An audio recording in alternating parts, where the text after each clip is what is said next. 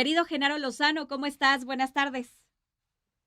Querida Bianca, muy contento de estar contigo como cada martes y jueves y con mucho gusto de saludar a toda la audiencia de La Octava. Y justo mira, el tema, quisiera empezar, al revés, quisiera empezar con las personas que fueron electas para este proceso electoral del de 2024 por una razón, están los medios, lo has pasado también aquí en La Octava, sobre esta información de un grupo de hombres cisgénero, de hombres heterosexuales, que ganaron en los estados, en varios estados, pero principalmente en Michoacán y en Puebla. Reportan 11 hombres en Michoacán y 8 hombres en Puebla, al revés, perdón, 11 hombres en Puebla y 8 en Michoacán, que ganaron una candidatura y que ganaron algún cargo de elección popular autoadscribiéndose, es decir, presentándose, ganaron la candidatura presentándose como mujeres trans, como personas de la diversidad sexual, como personas jóvenes, como personas afroamericanas, afromexicanas, perdón, afrodescendientes, como personas migrantes o como personas indígenas, que son las 5 capacidades que hay en México para poder competir por un cargo electoral bajo alguna de estas acciones afirmativas, que son las 5 que reconoce en México el INE. Y estas personas, estos hombres, se presentaron como tales sin serlo. Es decir, una persona de 48 años se presentó en Puebla como una persona joven. Un hombre en Michoacán se presentó como si fuera una mujer trans. Un hombre heterosexual en Yucatán se presentó como si fuera un hombre gay. Y así podemos contar innumerables casos a lo largo de todo el país. Y es que en los últimos años, Bianca, en nuestro sistema electoral se han abierto diversas cuotas para la participación y la representatividad de estos 5 grupos en específico que te mencionaba: personas indígenas, personas con discapacidad, personas afrodescendientes, personas de la diversidad sexual y personas migrantes y residentes en el extranjero. 5 grupos que han sido vulnerados y acciones afirmativas. El INE ha tratado de darles una mayor representatividad o una mayor posibilidad de participar, digamos, y tener una cancha mucho más pareja. En el año 2021, en México,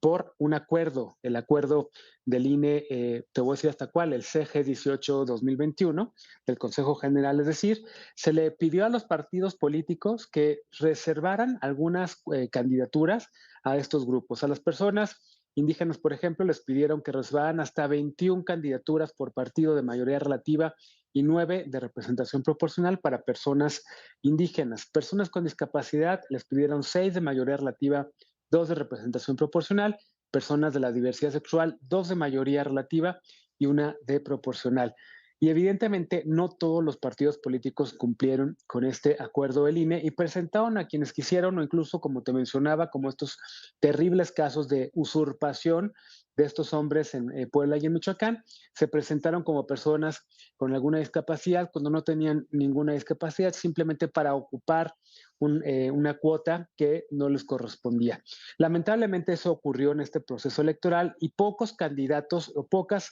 candidaturas fueron abiertas a la diversidad sexual.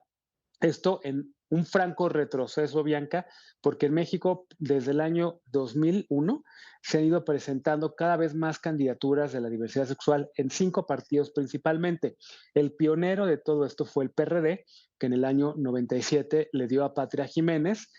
la Diputación Federal por el Partido de la Revolución Democrática, que hoy lamentablemente, como sabemos, perdió el registro, pero el PRD fue el primero en abrirle a la diversidad sexual la posibilidad de competir y de tener una candidatura federal. Aunque ahí estoy mintiendo, porque realmente te me acordé que fue en el 82 con Rosario Ibarra de Piedra y el Partido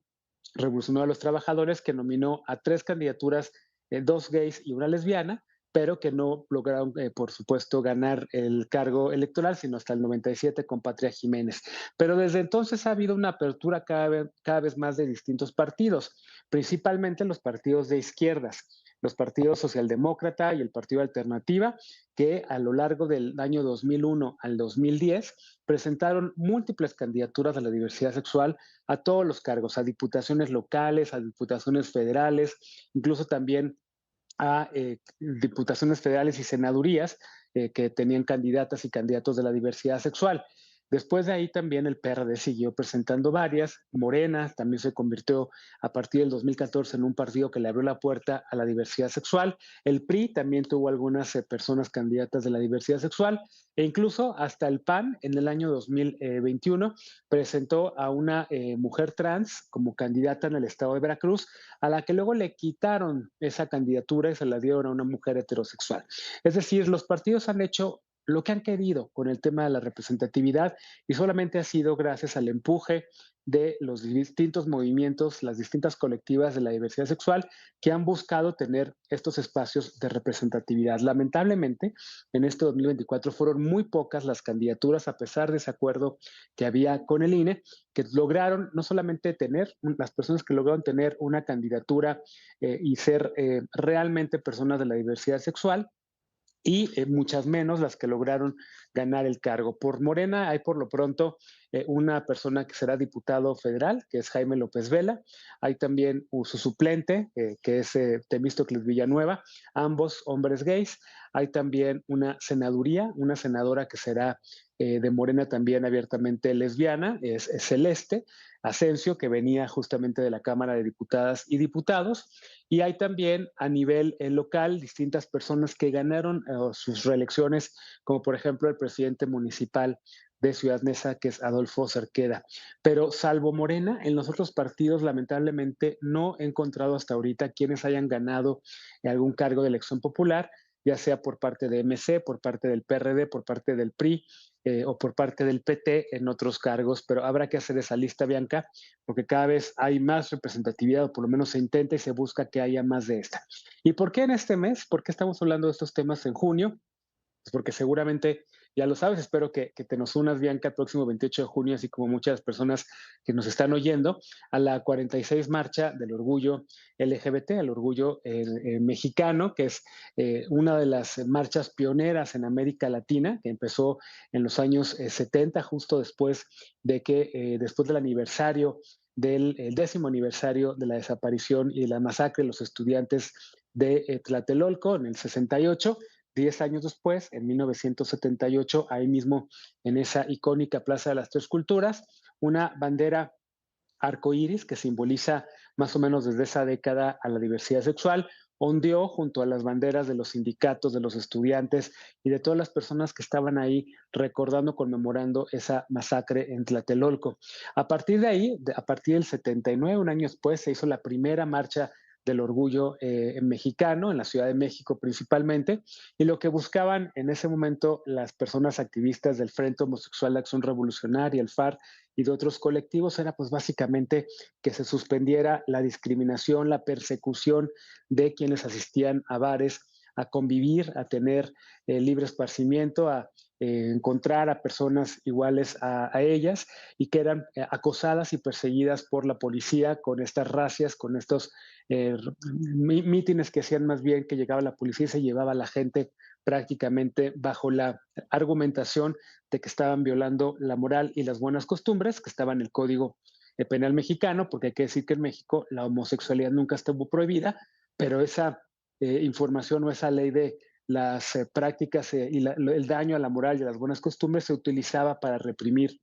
a la diversidad sexual. A partir de ahí, después de que el movimiento empezó a tomar forma y se empezó a realizar cada vez más la marcha y cada vez mucho más numerosa, y a partir de que fueron surgiendo distintos colectivos de madres lesbianas, de personas trans, de hoy en día personas no binarias, en fin,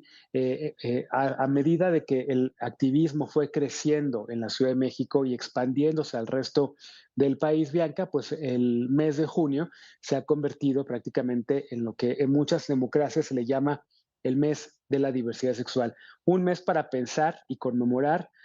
para pensar en los logros y en lo que falta para los movimientos de la diversidad sexual, qué se ha conseguido hasta ahora, que si matrimonio igualitario ya está en todo el país, que si las leyes de identidad de género ya están en 26 entidades, que si las terapias de conversión ya fueron prohibidas a nivel nacional, que si hay acceso de salud para las personas trans, que si no faltan medicamentos antirretrovirales para quienes viven con VIH, que si hay un mayor acceso también a técnicas de prevención del VIH a nivel nacional, en fin, que si empezamos a hablar también ya del tema de las infancias, de la diversidad sexual que viven en